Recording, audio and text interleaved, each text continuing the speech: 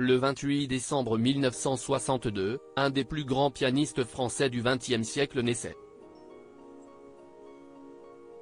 36 ans plus tard, Michel Petrucciani, atteint d'un handicap, s'éteignait dans un hôpital de New York. Mais de quoi est mort le virtuose? Dans l'histoire de la musique française, peu d'artistes ont réussi à s'imposer aux États-Unis comme Michel Petrucciani l'a fait de son vivant. Né du côté d'Orange, Vaucluse, dans une famille de musiciens franco-italiens, l'artiste a baigné depuis sa plus tendre enfance dans le monde de la musique. Si est en voyant Duke Ellington à la télévision qu'il souhaite devenir à son tour pianiste. Quand j'étais jeune, je pensais que le clavier ressemblait à des dents. C'était comme s'il se moquait de moi. Il fallait être assez fort pour que le piano se sente petit. Cela a demandé beaucoup de travail, a-t-il expliqué de son vivant. Car tout n'a pas été simple pour Michel Petrucciani. Avant de connaître le succès outre-Atlantique, le virtuose était atteint d'ostéogenèse imparfaite, autrement appelée la maladie des os de verre.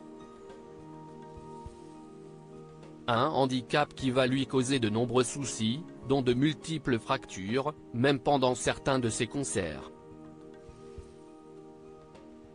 Mesurant seulement 99 cm, seules ses mains ont la taille de celle d'un adulte, ce qui ne l'a donc pas empêché de devenir un pianiste de jazz de renommée mondiale. Parmi les problèmes liés à sa maladie, on retrouve également une fragilité pulmonaire et alors qu'il réside à New York depuis quelques années, ce dernier est victime d'une infection pulmonaire foudroyante qui entraîne son décès le 6 janvier 1999. Un décès causé par la fatigue? Sans que l'on ne connaisse réellement les causes de sa mort, il est possible que la fatigue causée par son rythme de vie et ses fréquentes tournées ait pu jouer dans sa fin tragique. Si est dans le célèbre cimetière du Père-Lachaise, dans la division 11, que le pianiste, décédé à seulement 36 ans, repose aujourd'hui. En 2012, une biographie et un documentaire sur sa vie ont vu le jour, mais le père de Michel Petrucciani a boycotté les hommages aux virtuoses.